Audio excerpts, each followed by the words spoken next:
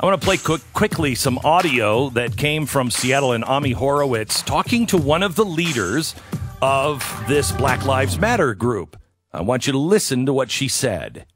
Every single day that I show up here, I'm not here to peacefully protest. I'm here to disrupt until my demands are met. You cannot rebuild until you break it all the way down. Respond to the demands of the people or prepare to be met with any means necessary. By any means necessary. That's not just a slogan. No. No. No, it's not a slogan. It's not even a warning. I'm letting people know what comes next. A response to violence is not violence itself. May I ask, where are the pastors? Where are the preachers? Where are the men and women of God that know what is actually happening right here, right now, and have the guts to stand up and lead this nation back to common sense, to kindness, to the 10 Commandments, the Golden Rule, everything our parents and grandparents taught us, all the things that that simple man from Nazareth taught? I want you to listen to me really carefully. I want you to listen to these words. This nation is not evil. But believe me, it is about to be. If good men and women do not stand up, if they continue to do nothing, the freedom we all enjoy, as well as the hope of freedom, now only dreamt about by the 40 million men, women, and children who are actual slaves today, those who have been taken, ripped from their families so they could be sold to the highest bidder, and that doesn't even include the political prisoners, those who are persecuted because of their faith, their sexuality, their race, or 100 other stupid reasons. That small flicker of hope that those people hold on to, that there's somewhere to run, that somebody cares, that somebody's coming, that somebody hasn't forgotten them, that light will be snuffed out.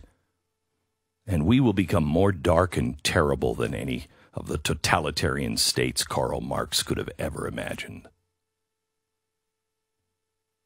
Where are you, moms and dads, grandparents, millennials? Where are all the black matriarchs? Those of you who know what's good and healthy for your grandchildren, you know what this country can mean for them. You know your grandchildren's biggest threat comes from the streets, the gangs, the drugs, and the loss of God. Where are you? Do you realize that only 16% of the American public, and that's white and black, Republican, Democrat, only 16% of the American public are actually for defunding the police. Even fewer are for disbanding the police. Now, why is that? Because you and I both know what life in the cities would mean without a police force. We know it. Chaos, cruelty, and all those who are the most vulnerable will suffer the worst. But mark my words, no matter how much you play along, the mob will come for you. They will take what you have, because when you actually read the words or listen to people like I just played for you, the people who lead these groups, they are for revolution. They are for chaos. They are for taking you, the system, and everything you've ever held dear down, rip it apart, destroy it, burn it, and never look back. Where's your voice? America, why are you silent? What your grandparents, the greatest generation, what they fought for is about to be lost, but not on the beaches of Normandy. No, shamefully, it's all about to be lost with a yawn and a whimper. Father's Day is this weekend. Where are you, fathers? Have we all been so hypnotized and so misled by social media that we fail to see the cost to our children? Hey, Columbus, Ohio, they're now demanding that the statue of Columbus be taken down. Well, when there is no Columbus, what's the name of your city? Chaz? Chop? Afraid? Look, I I understand fear.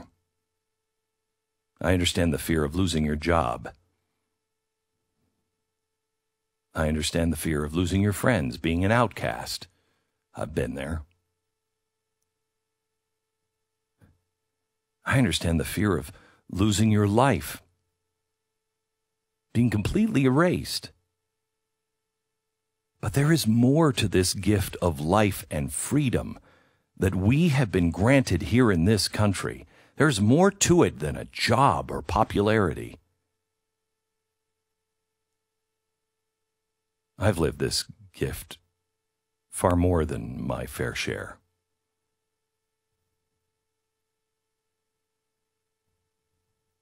I'm okay. I'm okay with losing it for me if it means saving it for my grandchildren and my children. Because that's what's happening. And it's our turn to stand as Martin Luther King or Abraham Lincoln stood. And they were afraid. They were terrified. They were tired. Have you seen the look of Abraham Lincoln in a few short years? He didn't want to do any of that. But he knew someone had to do it. The same for Martin Luther King. He knew that he was born at that time for a reason, just as you are born at this time for a reason as well, in this country. And it wasn't to bow down. It wasn't to kneel down. It wasn't to grovel and kiss the feet of Marxist revolutionaries. They will not bring you a new peaceful world. They will bring you one of terror, oppression, death for our children. We're about to hit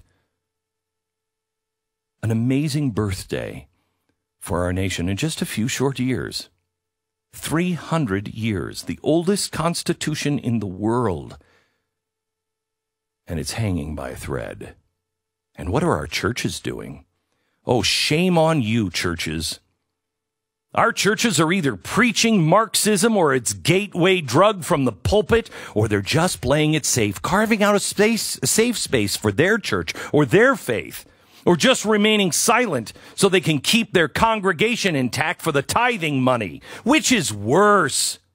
At least the Marxists, the social justice warriors, at least they believe in something. Do you even believe the words you preach? Have you all gone mad? Where is this?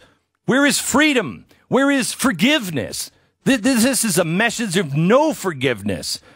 Where's the individual in this scheme? Because Christ didn't come for us as a group. He came for us each individually. This is a mob. Did Jesus preach mobs, looting, class warfare?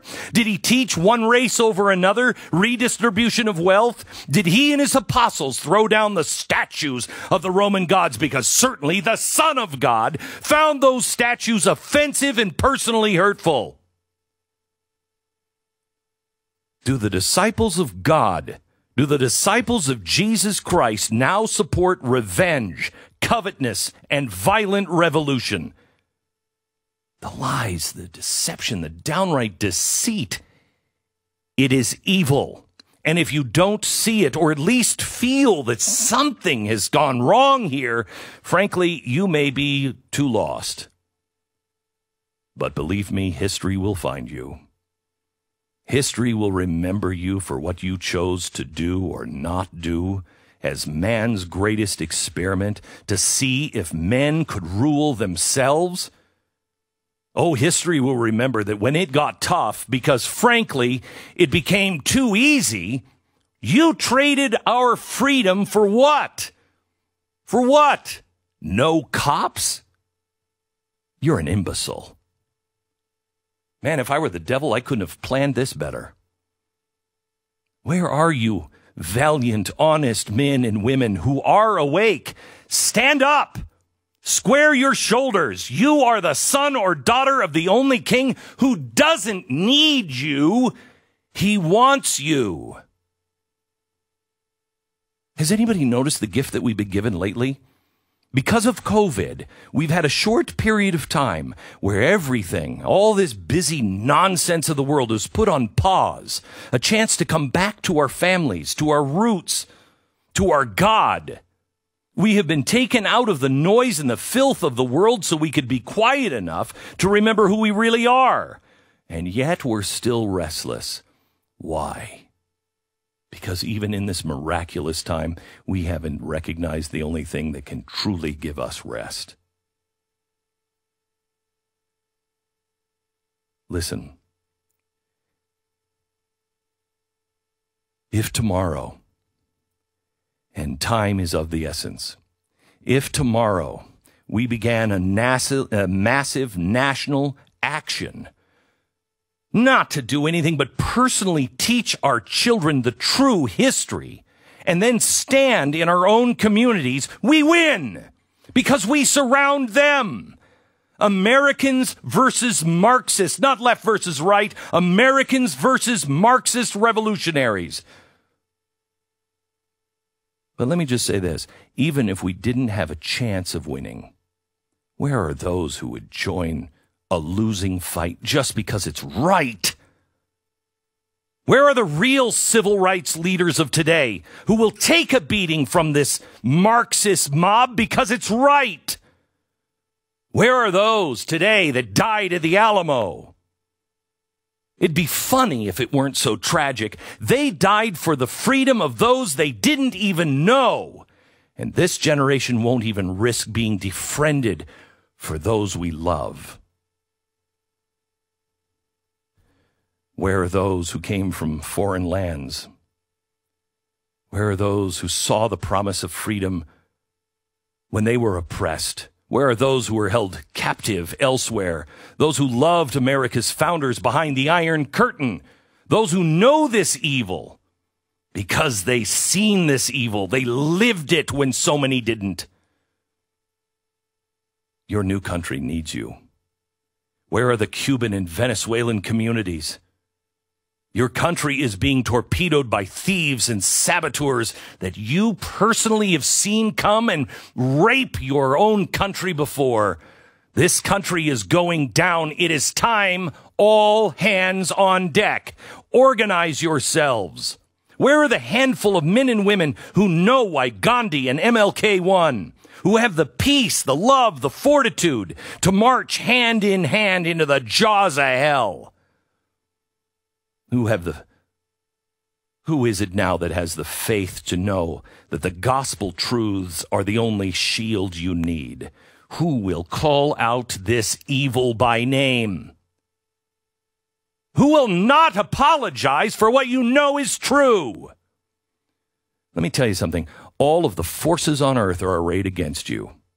That is absolutely true. It was reported today that the leaders of Black Lives Matter have spent millions on travel and consulting. I was in the Tea Party. We didn't have $100 between us. And you know what? This time we won't have any of that either.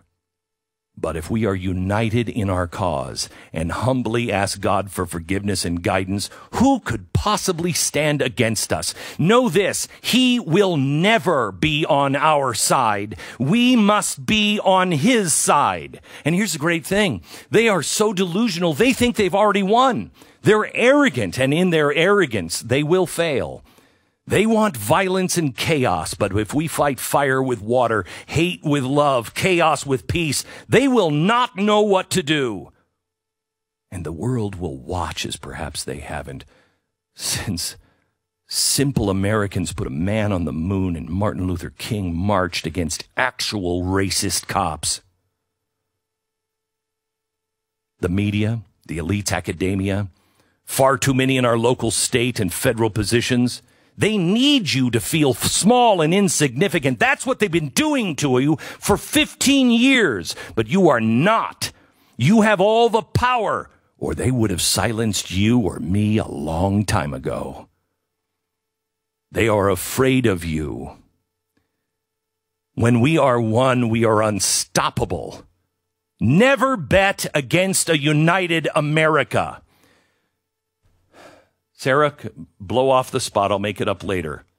Pause for 10 seconds for the stations. 1, 2, 3.